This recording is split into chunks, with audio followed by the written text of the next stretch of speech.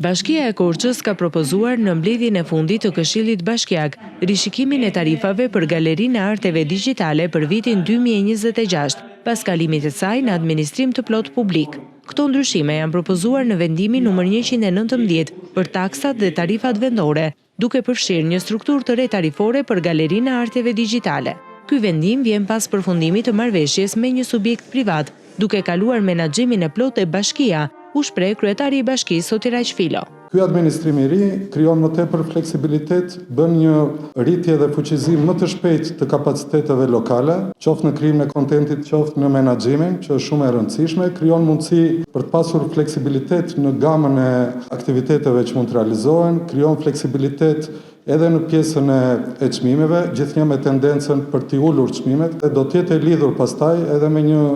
projekt të radhës që ne kemi, që është krijimi i laboratorit të industrisë kreative, pra të laboratorit të kontentit digital. Në të njëjtën godin, në katin e poshtëm, do ta rikonstruktojmë, do ta pajisim me pajisje dhe do ta ofrojmë trajnime për të rinj të reja në fushën e industrive kreative, sidomos të krijimit kontentit digital. Dhe galeria, midis të tjerash, do shërbej edhe si laboratori ku njohuritë që këta të rinj apo